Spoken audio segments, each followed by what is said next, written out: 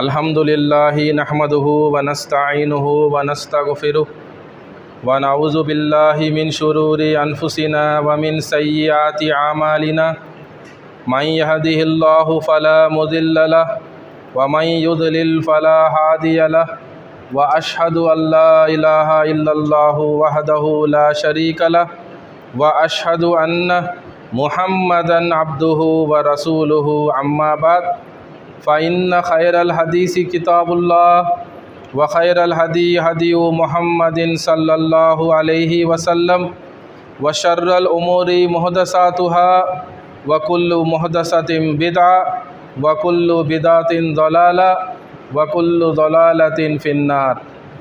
अल्लाहुम्मा सल्लि अला मुहम्मद व अला आलि मुहम्मद कमा सल्लैता अला इब्राहीम व अला आलि इब्राहीम इन्नका हमीदुम मजीद।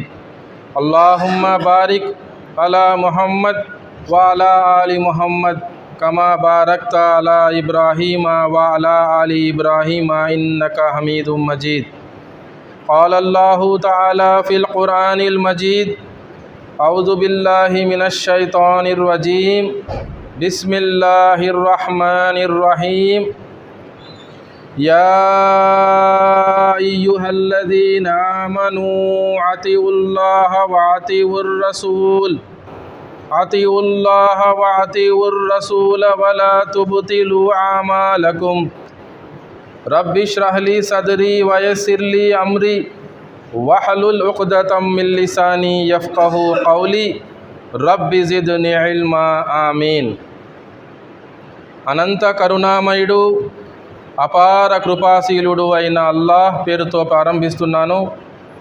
ఆ అల్లాహ్ సర్వలోకాల సృష్టికర్త, సమస్త లోకవాసులకు పోషకుడు, పర్యవేక్షకుడు, పరిరక్షకుడు, తన దాసుల పట్ల గొప్ప మృదు స్వభావి, గొప్ప ప్రేమ మరియు వాత్సల్యం కలవాడు, అమితంగా క్షమించువాడు, అపారంగా కనికరించువాడు, మన పశ్చాత్తాపాన్ని స్వీకరించువాడు, తీర్పు దినపు యజమాని. అటువంటి అల్లాహ్ సుబ్హానహు వ తఆలాకు మాత్రమే సర్వస్తోత్రములు, సర్వ ప్రశంసలు, సర్వ పొగడ్తలు శోభిస్తాయి.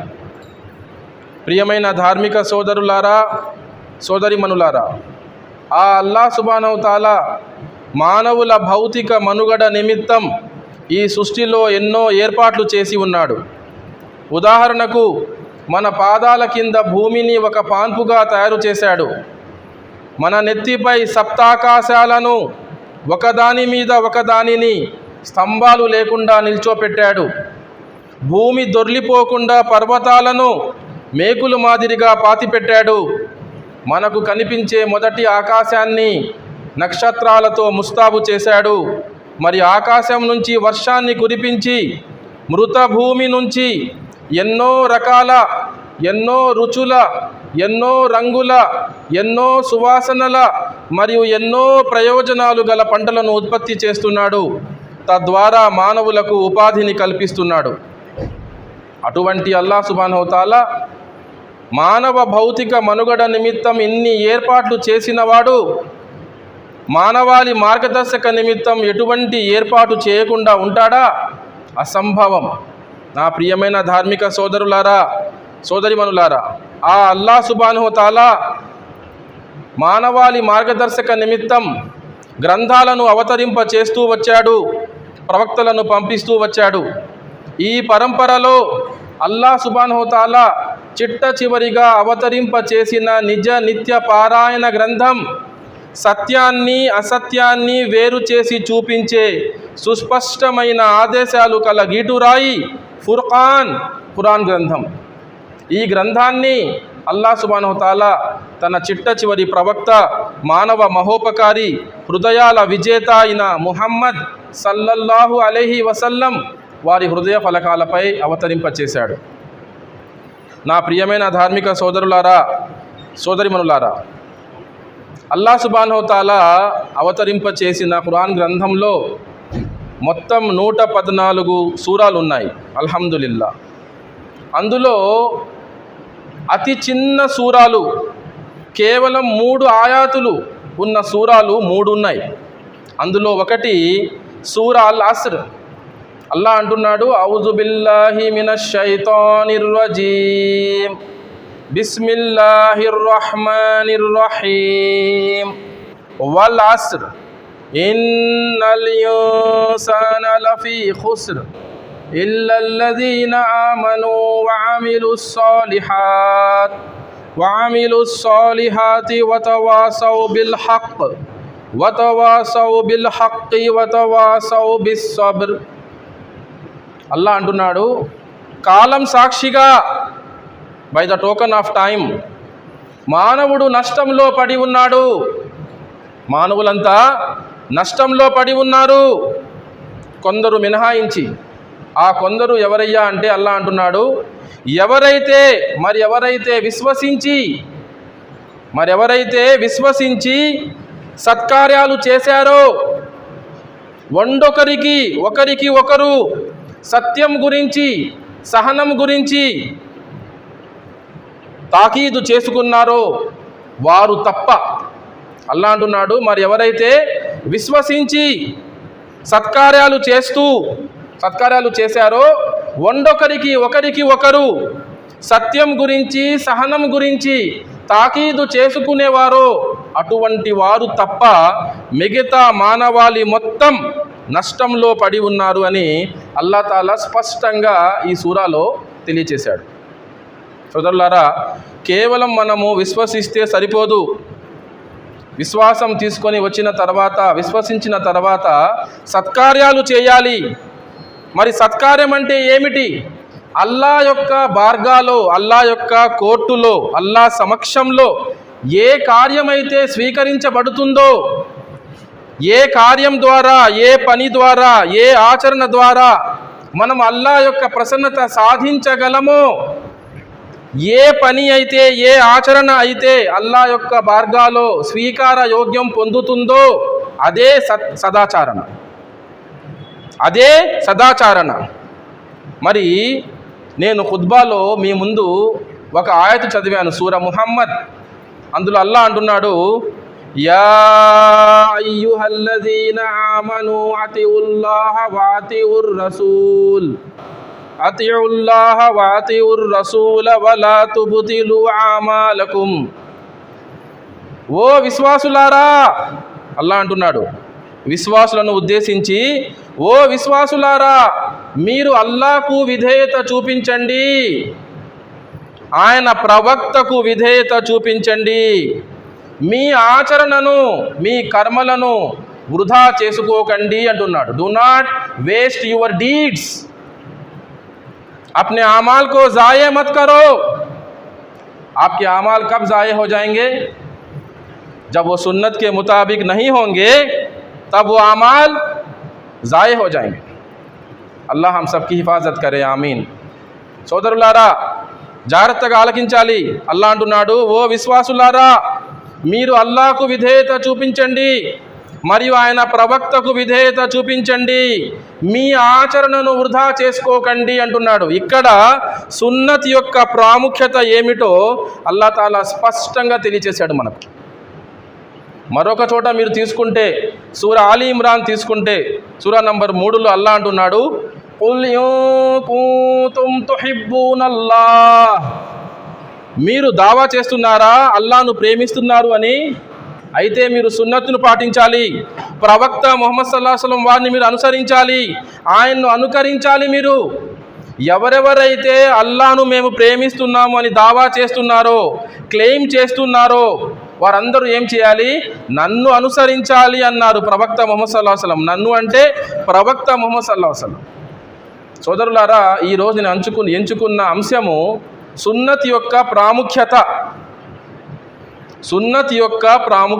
సున్నత్ అంటే ఏమిటి?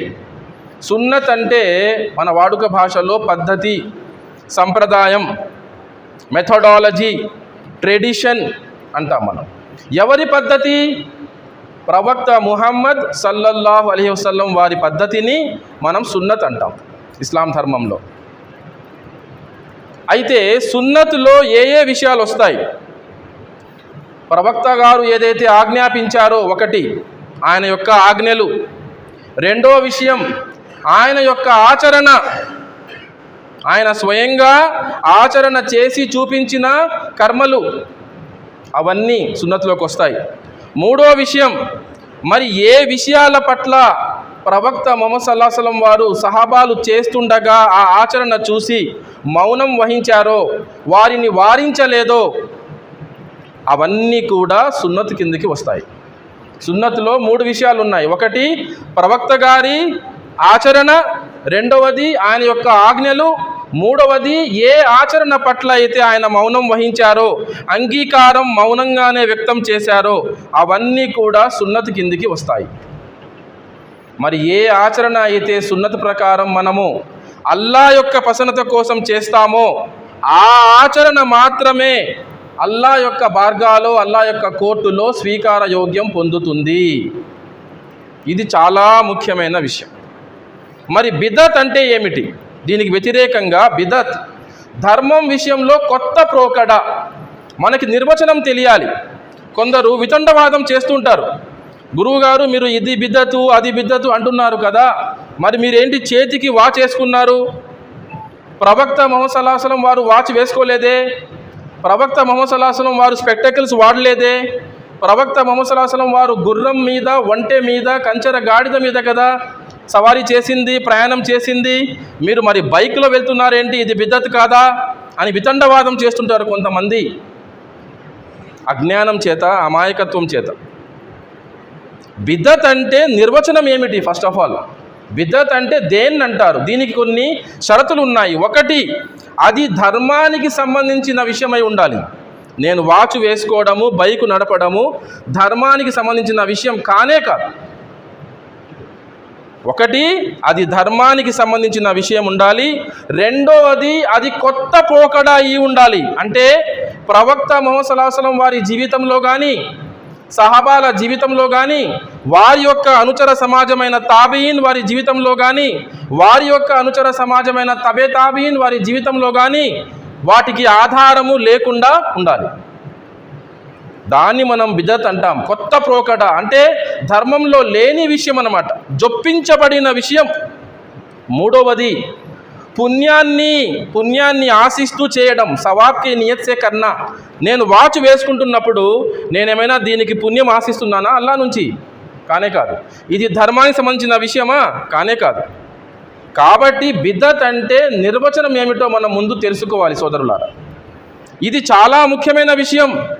నేను ఖుత్బాలో మీ ముందు చదివాను, ఫఇన్న ఖైరల్ హదీసి కితాబుల్లాహ్ వ ఖైరల్ హదీ హదియు ముహమ్మదిన్ సల్లల్లాహు అలైహి వసల్లం వ షర్రల్ ఉమూరి ముహదసాతుహా వ కుల్లు ముహదసతిన్ బిదా వ కుల్లు బిదాతిన్ దొలాలా వ కుల్లు దొలాలతిన్ ఫిన్నార్.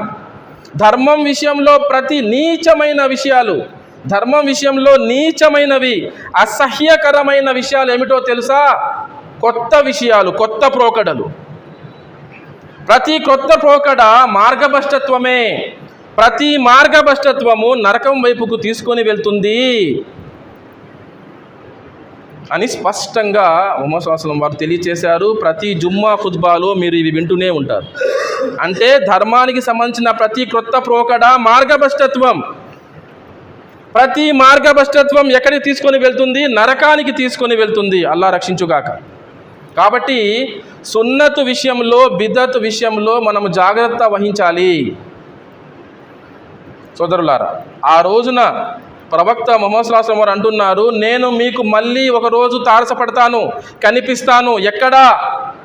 ఆబే కౌసర్ వద్ద, కౌసర్ సరస్సు వద్ద నేను మీకు కనిపిస్తాను. అక్కడ నా అనుచర సమాజం, నా ఉమ్మతు వాళ్ళు ప్రవేశపడతారు.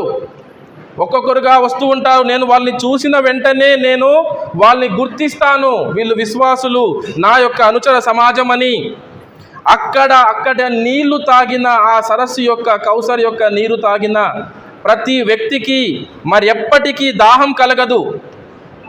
అటువంటి నీరు అది అందజేయబడుతుంది ప్రతి విశ్వాసికి. అక్కడికి ఒక సమూహం వస్తుంది, వారు నా వద్దకు రావడానికి ప్రయత్నిస్తూ ఉంటారు. నేను వారిని నా అనుచర సమాజంగా గుర్తిస్తాను నేను. కానీ దైవదూతలు వారిని అడ్డుకుంటారు. దైవదూతలు అంటారు, ఓ ప్రవక్త ముహమ్మద్ సల్లల్లాహు అలైహి వసల్లం, మీ తదనంతరం, మీ మరణాంతరం వీళ్ళు ధర్మంలో కొత్త విషయాలను జొప్పించారు, ఎన్నో బిదాత్ పనులు చేశారు అని వాళ్ళు తెలియచేస్తారు. వెంటనే ప్రవక్త ముహమ్మద్ సల్లల్లాహు అలైహి వసల్లం వారు అంటారు, దూరం పోండి, నా తదనంతరం మీరు ధర్మం యొక్క రూపురేఖలు మార్చారా, దూరంగా వెళ్ళిపోండి అంటారు. ఆలోచించండి, ప్రవక్త ముహమ్మద్ సల్లల్లాహు అలైహి వసల్లం వమా అర్సల్నాక ఇల్లా రహ్మతల్ లిల్ ఆలमीन, पूरे आलमीन के लिए रहमत बना के भेजे गए. మొత్తం విశ్వం కోసం, జంతువుల కోసం, చేపల కోసం, పక్షుల కోసం, మనుషుల కోసం, జిన్నాతుల కోసం, రాళ్ల కోసం, రప్పల కోసం, ప్రతిదానికి ఈ సృష్టిలో ఒక కారుణ్యంగా చేసి పంపబడిన వాడు ప్రవక్త ముహమ్మద్ సల్లల్లాహు అలైహి వసల్లం. ఆయనే ఆ రోజున దూరం పోండి, వీళ్ళని దూరంగా తీసుకొని వెళ్ళిపోండి అంటే మన పరిస్థితి ఏమిటి? అల్లా రక్షించుగాక. ఏది సున్నతు, ఏది బిదత్ అనేది మనం ఖచ్చితంగా తెలుసుకోవాలి సోదరులారా. ఇది ధర్మానికి సంబంధించిన విషయము. వలా తుబ్తిలు ఆమాలకుం, లేదా మన ఆచరణ, ఇది మంచి పనే కదా, తప్పేముంది, మిలాదున్ నబీ చేస్తున్నాం, ప్రవక్త ముహమ్మద్ సల్లల్లాహు అలైహి వసల్లం వారి పుట్టినరోజు చేస్తున్నాం, భోజనాలు పెడుతున్నాం, తప్పేమిటి అంటే అది బిదాత్. ధర్మం విషయంలో కొత్త ప్రోకడ. విశ్వాసులకు ఉన్నవి రెండే రెండు పండుగలు, ఈదుల్ అజహా మీకు తెలుసు, రమజాన్, ఈదుల్ అజహా, ఈదుల్ ఫిత్ర్, రెండే చేస్తాం మనం. రంజాన్ మనం బక్రీద్ అంటాం మన వాడుక భాషలో, లోకల్ లాంగ్వేజ్లో. ప్రతిదీ మనకు తెలియచేశారు. జుమ్మా కూడా ఒక చిన్న పండగ వంటిదే అని కూడా తెలియచేశారు మనకు విద్వాంసులు కూడా. అల్హమ్దులిల్లా, ఒక చిన్న పండగ వంటిది మనకు, అల్హమ్దులిల్లా. ఈ రెండు పండగలు, ఈదుల్ ఫితర్, ఈదుల్ అజహా మినహాయించి విశ్వాసులకు మరి ఏ పండగ లేదు. కానీ కొందరు వాదిస్తారు, తప్పేముంది, మేము భోజనాలు పెడుతున్నాము, ప్రవక్త ముహమ్మద్ సల్లల్లాహు అలైహి వసల్లం వారి బయోగ్రఫీ గురించి డిస్కస్ చేస్తున్నాము, ఆయన జీవితం గురించి ప్రసంగాలు ఇస్తున్నాము, తప్పేముంది అని. ధర్మం విషయంలో లేనిది మీరు చేయడానికి వీలు లేదు. మీరైనా నేనైనా చేయడానికి వీలు లేదు, ఫుల్ స్టాప్. ప్రియమైన ధార్మిక సోదరులారా, సోదరిమణులారా, ఒక బిడ్డ పుట్టడమే ఆలస్యం. ఆ బిడ్డకు అకీకా ఎప్పుడు చేయాలి, పేరు పెడితే ఏం పేరు పెట్టాలి, హదీస్లో వస్తుంది. ప్రవక్త ముహమ్మద్ సల్లల్లాహు అలైహి వసల్లం వారు అంటున్నారు, మీరు అల్లాహకు అబ్దుల్లా, అబ్దుర్ రెహమాన్, మీరు పిల్లలకు పేర్లు పెడుతున్నప్పుడు గుర్తుంచుకోండి, అల్లాహకు ఇష్టమైన పేర్లు అబ్దుల్లా మరియు అబ్దుర్ రెహమాన్ అని హదీస్లో ఉంది. దాని యొక్క అర్థం ఏమిటి? మీరు మీ పిల్లలకు పెట్టే పేర్లలో అల్లా యొక్క దాస్యం ఉట్టిపడాలి. ఉదాహరణకు, నా బిడ్డ పేరు అబ్దుర్ రెహమాన్, నేను పిలిచిన ప్రతిసారి అబ్దుర్ రెహమాన్ అని పిలిచిన ప్రతిసారి నేను ఏమని గుర్తు చేస్తున్నాను నా బిడ్డను? నేను నా బిడ్డకు గుర్తు చేస్తున్నాను, ఇట్స్ ఏ రిమైండర్. ఏమని? నువ్వు ఒక దాసుడివి, నువ్వు రెహమాన్ యొక్క దాసుడివి, ఆయన కరుణామయుడు, నువ్వు కరుణామయుని దాసుడివి, ఇది గుర్తుంచుకో. అంటే ఏమిటి? నువ్వు దాస్యం చెయ్యాలి, దాస్యం చేయడమే నీ జీవిత లక్ష్యం, ఆ అల్లాను ఆరాధించడమే నీ జీవిత లక్ష్యం. ఇది గుర్తు చేస్తున్నాను. నువ్వు ఇంకెవ్వరి దాస్యం చేయకూడదు. ఆ పేర్లోనే చూడండి, నువ్వు ఇంకెవ్వరి దాస్యం చేయకూడదు అంటే షిర్కు గురించి కూడా నేను ఇండైరెక్ట్గా గుర్తు చేస్తున్నాను. నువ్వు ఇంకెవ్వరికి సాటి కల్పించకూడదు, నువ్వు ఎవరి ముందు రుకు చేయకూడదు, ఎవరి ముందు నువ్వు సజదా చేయకూడదు, నీ తల ఇంకెవరి ముందు దించకూడదు. నువ్వు జనాజా నమాజ్ తీసుకోండి, జనాజా నమాజ్లో రుకు ఉందా, సజదా ఉందా? శవం ఉంటుంది కాబట్టి ముందర ఆ శవం ముందు రుకు లేదు, సజదా లేదు.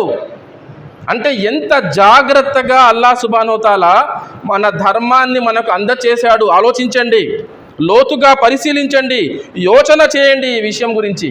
పాండర్ సోదరులారా, అబ్దుర్ రెహమాన్ అని పిలిచినప్పుడు నేను అతనికి గుర్తు చేస్తున్నాను, నీ వల్ల పాపాలు జరిగినా కూడా నువ్వు ఆశను వదులుకోవద్దు. ఎందుకు? నీ ప్రభువు, నీ సృష్టికర్త కరుణామయుడు, నిన్ను క్షమించి వేస్తాడు. నువ్వు పశ్చాత్తాపము చెందితే నీ పాపాలను మన్నిస్తాడు. నరకం నుంచి నిన్ను రక్షించి స్వర్గంలోకి ప్రవేశింపచేస్తాడు. అల్హమ్దులిల్లా. నేను గుర్తు చేస్తున్నాను, నేను పిలిచే విధానంలో కూడా అదొక దువా. నా బిడ్డకు మంచి పేరైతే అబ్దుల్లా, అబ్దుర్ రెహమాన్, అలాగే ప్రవక్తల పేర్లు, వారి యొక్క సహచరుల పేర్లు, కంపానియన్స్ ఆఫ్ ద ప్రాఫిట్స్, మంచి మంచి పేర్లు పెట్టాలి మనం. కొందరు ఉన్నారు తెలియక షెహన్షా అని పెడతారు. షెహన్షా అంటే మీనింగ్ ఏంటి? షెహన్షా అంటే చక్రవర్తి. ఈ పేరు పెట్టకూడదు. అసలైన చక్రవర్తి, రాజాది రాజు, రాజులకే రాజు ఎవరు? అల్లాహ్ సుబ్హానహు వ తఆలా. అల్ మలిక్, the sovereign, the king of all kings, కేవలం అల్లాహ్ సుబ్హానహు వ తఆలా. సో మనం పేరు పెట్టడంలో కూడా ఏ విధంగా పేరు పెట్టాలి, ఇది కూడా మన ప్రియ ప్రవక్త, మానవ మహోపకారి, హృదయాల విజేత, రహ్మతల్ లిల్ ఆలమీన్ అయిన ముహమ్మద్ సల్లల్లాహు అలైహి వసల్లం వారు మనకు తెలియచేశారు. ఈద్ నమాజ్ ఉంది, ఎన్ని తక్బీర్లు ఉంటాయి? 6 12 స్పష్టంగా తెలియచేశారు. ఏ ఈద్ రోజు ఏం చేయాలి, ఈద్గాకు వెళ్తున్నప్పుడు ఏం చేయాలి, ఈద్గాకు వెళ్ళిన తర్వాత ఏమి చెయ్యకూడదు, తర్వాత దారిలో వస్తున్నప్పుడు ఏ విధంగా మనం ప్రయాణం చేయాలి, ఏ దారి గుండా వెళ్ళాలి, ఏ దారి నుంచి ఇంటికి చేరుకోవాలి, అన్నీ సుస్పష్టంగా మనకు తెలియచేశారు. ఉదాహరణకు మనము ఈదుల్ అజహాలో జంతు బలి ఇస్తాం అల్లా కోసం, అల్లా పేరు మీద. ఒక వ్యక్తి బిస్మిల్లాహిర్ రహ్మానిర్ రహీం అల్లాహు అక్బర్ అని జిబా చేస్తున్నాడు. అలా అనొచ్చా? మామూలు దువా ఏంటి? జంతు మనం జిబా చేస్తున్నప్పుడు దువా ఏంటి? బిస్మిల్లాహి అల్లాహు అక్బర్ లేదా బిస్మిల్లాహ్ అల్లాహు అక్బర్ అని జిబా చేస్తాం, మనం స్లాటర్ చేస్తాం జంతువుని. కానీ ఇతను ఏం చదివాడు? ఒక వ్యక్తి బిస్మిల్లాహిర్ రహ్మానిర్ రహీం అల్లాహు అక్బర్ అన్నాడు. పక్కనే ఉన్న ఒక వ్యక్తి అన్నాడు, ఇది సున్నత్ కాదు, ఇది సరైన పద్ధతి కాదు, మీరు కేవలం బిస్మిల్లాహి అల్లాహు అక్బర్ అని చదవండి అన్నాడు. దానికి ఈ జిబా చేసిన వ్యక్తి అన్నాడు, నేనేం తప్పు చేశాను? పూర్తి ఆయత్ చదివాను నేను, ఖురాన్ యొక్క ఆయత్, అది తప్పేముంది? అల్లా పేరుతో ఆయన ఎంతో కరుణామయుడు, అపార కృపాశీలుడు, తప్పేముంది అన్నాడు. దీంట్లో ఉన్న హిక్మత్ ఏంటో ఒకసారి ఆలోచించండి మీరు. మనం జంతువు యొక్క గొంతు కోస్తున్నప్పుడు అల్లా యొక్క కారుణ్యం ఉందా ఆ విషయంలో? किसी का गला आप काटते हैं, क्या उसमें अल्लाह की रहमत नाजिल हो रही है उस वक्त पर? హిక్మత్ చూడండి, సున్నత్లో హిక్మత్ ఉంది. అసలైన హిక్మత్ అంటేనే సున్నత్. అసలైన హిక్మత్ అల్లా అంటున్నాడు, మేము ఖురాన్తో పాటు హిక్మత్ని కూడా పంపించాము. ఆ హిక్మత్ అంటే ఏమిటి? సున్నత్. బిస్మిల్లాహి అల్లాహు అక్బర్, అల్లా పేరుతో, ఆ అల్లాహ్ గొప్పవాడు, అంతే. మన కోసం ఆహారంగా అల్లాహ్ సుబ్హానహు తాలా అల్ హకీం, వివేకవంతుడు, కొన్ని జంతువులను మనకు హలాల్ చేశాడు. అవి జిబా చేస్తున్నప్పుడు ఏ దువా చదవాలో ప్రియ ప్రవక్త ముహమ్మద్ సల్లల్లాహు అలైహి వసల్లం మనకు తెలియచేశారు. బాగా గుర్తుంచుకోండి సోదరులారా, ఖురాన్ గ్రంథం తీసుకుంటే అకీమిస్ సలాహ్ చాలా చోట్ల ఉంటుంది. నమాజును స్థాపించండి, మీరు నమాజును స్థాపించండి, అది కమాండ్మెంట్, అల్లా యొక్క ఆర్డర్. అది ఆ నమాజు ఎలా చేయాలి, ఎక్కడుంది? ప్రవక్త గారి పద్ధతిలో ఉంది. ఇది సున్నత్ యొక్క ప్రాముఖ్యత.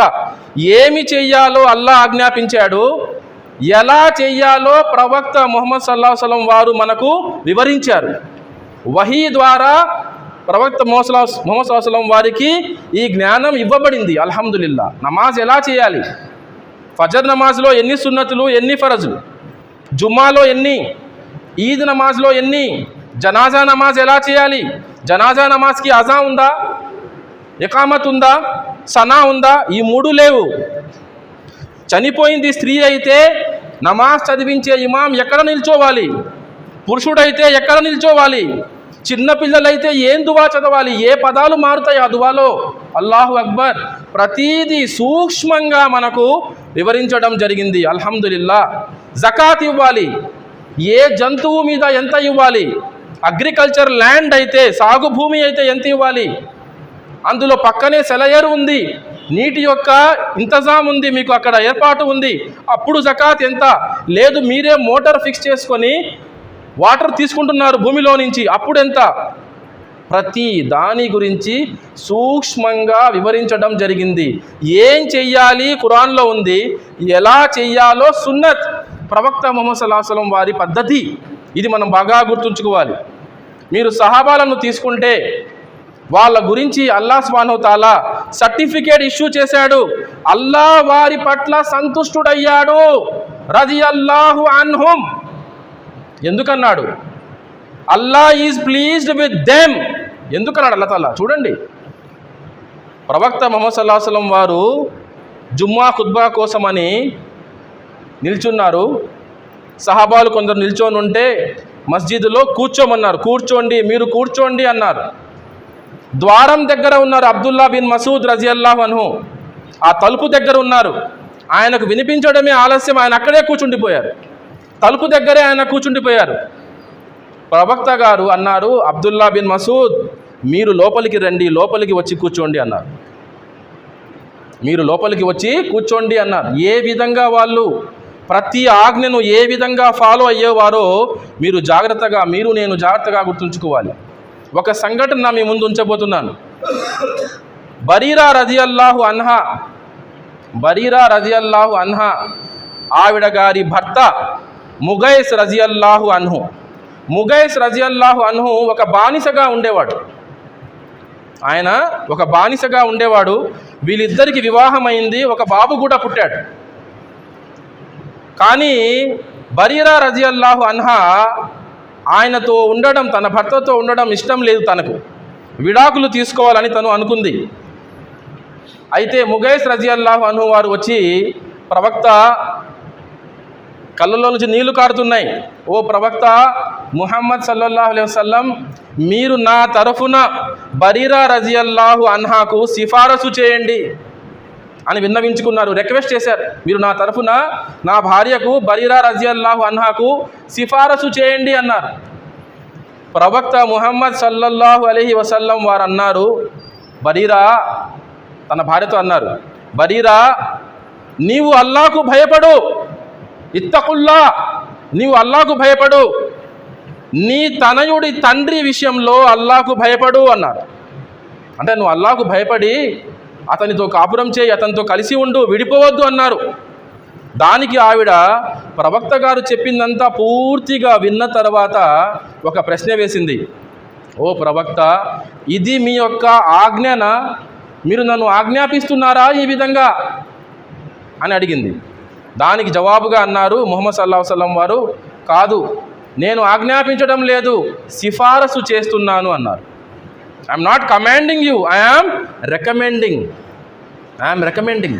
అది ఆవిడకున్న ఆప్షన్ అది. కానీ ఆజ్ఞాపించి ఉంటే, ఒకవేళ ప్రవక్త ముహమ్మద్ సల్లల్లాహు అలైహి వసల్లం వారు అవును ఇది నా ఆజ్ఞ అని ఉంటే ఆవిడ ఖచ్చితంగా విడిపోకుండా ఉండేది. కానీ ప్రవక్త ముహమ్మద్ సల్లల్లాహు అలైహి వసల్లం వారు కూడా రహ్మతల్ లిల్ ఆలమీన్ కాబట్టి భార్యాభర్తల విషయంలో బలవంతం లేదు కాబట్టి ఆ విధంగా ఆజ్ఞాపించలేదు.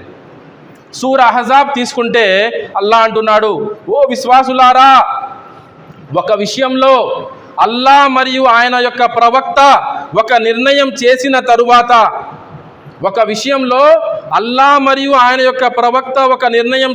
తరువాత, ఏ ముస్లిం పురుషుడికి కానీ ఏ ముస్లిం స్త్రీకి కానీ తమకు వర్తించే ఆ విషయంలో, వ్యక్తిగత విషయంలో ఎటువంటి స్వయం నిర్ణయాధికారం మిగిలి ఉండదు. సుబ్హానల్లా, జాగ్రత్తగా వినాలి మీరు ఇది విషయం. మనకు వర్తించే మన పర్సనల్ మ్యాటర్కి సంబంధించి ఏదైనా సూక్తి ఉంటే, ఏదైనా ఆజ్ఞ ఉంటే, ఆల్రెడీ ఖురాన్లో హదీస్ వెలుగులో ఉంటే అది మన పర్సనల్ మ్యాటర్ కావచ్చు. కానీ దానికి సంబంధించి అల్లాహ్ మరియు ఆయన యొక్క ప్రవక్త ఒక నిర్ణయం చేసి ఉంటే, ఇక మీకు, నాకు, మన తల్లులకు, మన భార్యలకు, మన కూతుళ్లకు, అక్కా చెల్లెళ్లకు, ఏ పురుషుడికి కానీ ఏ స్త్రీకి కానీ ఆ పర్సనల్ మ్యాటర్లో మనకు సంబంధించిన వ్యక్తిగత విషయంలో ఎటువంటి స్వయం నిర్ణయాధికారం మిగిలి ఉండదు.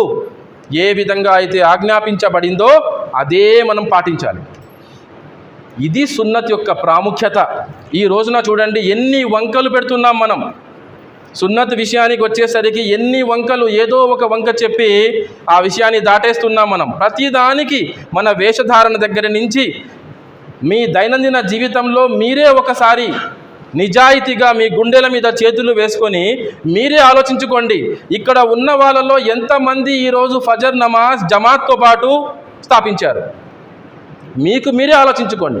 ఎంతమంది ఫజర్ నమాజ్ జమాత్తో పాటు చేశాం మనం? మన పరిస్థితి ఏమిటి? మన భార్యల పరిస్థితి ఏమిటి? ఎదిగొచ్చిన మన పిల్లల పరిస్థితి ఏమిటి? ఆలోచించండి. సున్నత్ లేకుండా మనం సాఫల్యం పొందే అవకాశమే లేదు సోదరులారా. సున్నత్ లేకుండా మన జీవితంలో మనము సాఫల్యం పొందడానికి అసలు అవకాశమే లేదు, ఆస్కారమే లేదు. గుర్తుంచుకోండి. అబూ తాలిబ్ మీకు తెలుసు, ప్రవక్త ముహమ్మద్ సల్లల్లాహు అలైహి వసల్లం వారి పినతండ్రి. సుమారు 40 సంవత్సరాలు, 1-2 రోజులు కాదు, వారాలు కాదు, నెలలు కాదు, 1-2 సంవత్సరాలు కాదు, దాదాపు 40 సంవత్సరాలు ఒక రక్షణ కవచంగా ప్రవక్త ముహమ్మద్ సల్లల్లాహు అలైహి వసల్లం వారిని ఆదుకున్నారు. ఆయన యొక్క సేవ చేశారు. తన తమ్ముడి కొడుకు యొక్క సేవ ఆ విధంగా చేసిన వ్యక్తి, గొప్ప వ్యక్తి. ఏ హదీసులో కూడా అబూ తాలిబ్ చెడ్డవాడు అని లేదు, చాలా మంచి వ్యక్తి. కానీ చనిపోతున్నప్పుడు కూడా ఏ విధంగా అయితే ప్రవక్త ముహమ్మద్ సల్లల్లాహు అలైహి వసల్లం వారు ప్రవక్తగా నియమించబడిన తర్వాత ఏలాన్ చేశారో, ప్రకటించారో, ఆ రోజు కూడా అబూ తాలిబ్ గారు ఏమన్నారంటే, నేను అబ్దుల్ ముతలిబ్ ధర్మం మీదనే ఉన్నాను అన్నారు. అబ్దుల్ ముతలిబ్ ధర్మం మీదనే, మా పూర్వీకుల ధర్మం మీద నేను ఉన్నాను అన్నారు. అదే మాట మీదనే ఆయన తుది శ్వాస వదిలారు. ఆయన చనిపోతున్నప్పుడు చివరి ఘడియల్లో అబూ జహల్ ఉన్నాడు, అబ్దుల్లా బిన్ ఉమయ్య ఉన్నాడు, వేరే ముష్రిక్ సర్దార్ ఉన్నారు. అక్కడ వాళ్ళందరూ దుష్ప్రేరణకు గురి చేస్తున్నారు. ఏమిటి అబూ తాలిబ్, నువ్వు నీ తమ్ముడు కొడుకు తీసుకొచ్చిన ధర్మం మీద చనిపోతావా ఏమిటి? నీ పూర్వీకుల ధర్మాన్ని, అబ్దుల్ ముతలిబ్ ధర్మాన్ని వదిలివేస్తావా అని రెచ్చగొడుతున్నారు.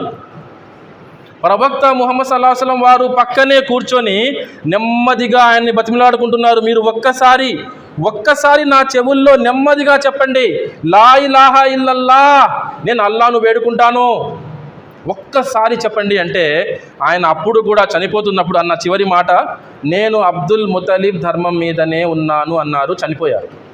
ఒక అవిశ్వాస స్థితిలో మరణించారు. ప్రామాణికమైన హదీసుల ప్రకారము, ఖురాన్ ప్రకారము సూరా తౌబా కూడా తీసుకుంటే ఒక ఆయతును అల్లాహ్ సుబ్హానహు వ తఆలా అబూ తాలిబ్కి సంబంధించి అవతరింపచేశారు. ఎందుకని? ప్రవక్త ముహమ్మద్ సల్లల్లాహు అలైహి వసల్లం వారు ఆయన చనిపోయిన తర్వాత అన్నారు, అల్లా నన్ను నివారించేంత వరకు నేను మీ యొక్క క్షమాపణ కోసం అల్లాను వేడుకుంటాను అంటే అల్లా తాలా అలా వీల్లేదు, అలా వేడుకోవడానికి వీల్లేదు.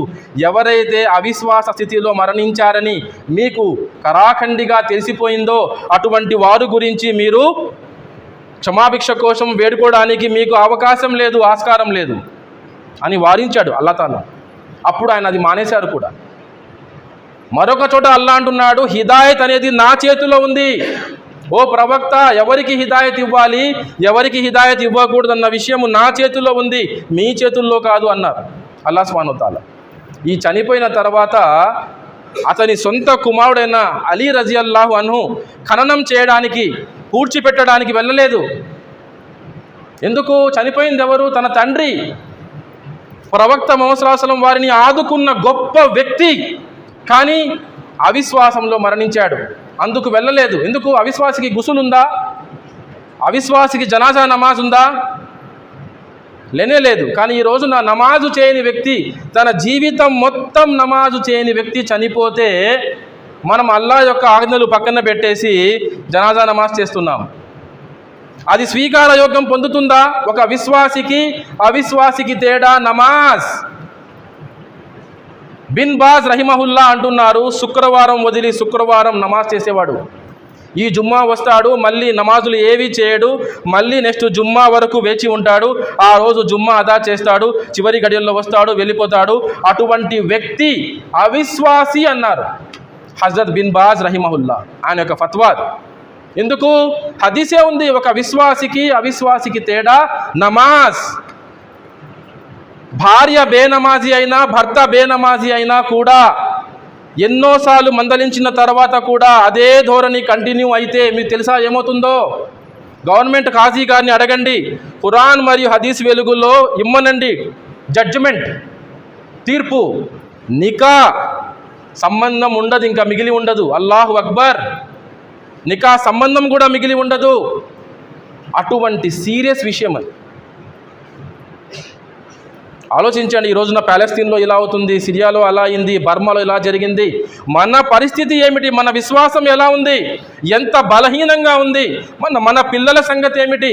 మన ఎదుగొచ్చిన పిల్లలకు కలిమా కూడా తెలియదే, గుసులు కూడా రాదే చేయడం. రేపు పొద్దున నేను చనిపోయిన తర్వాత వాళ్ళు నా జనాజానమా చదువుతారా? అల్లాహు మగ్ఫిర్లీ హయ్యినా వ మయ్యితినా ఈ దువా వచ్చా? 25-30 సంవత్సరాల బిడ్డ ఉన్నాడే, మీకు అడగండి, నేర్పించండి. చాలా ముఖ్యం ఇది. తర్వాత విషయానికి వస్తే సోదరులారా, హజ్రత్ అలీ రజియల్లాహు అన్హు వారిని ముహమ్మద్ సల్లల్లాహు అలైహి వసల్లం వారు చెప్పారు, నువ్వు వెళ్ళి ఒక గుంట తవ్వి ఖననం చేసి గుసులు స్నానం చేయి అన్నారు. చూడండి, ఇత్తెబా అంటే ఎలా ఉంది చూడండి. అనుసరణ, అనుకరించడం, ఆజ్ఞాపాలన చేయడం అంటే ఎలా ఉంది సహబాల దగ్గర.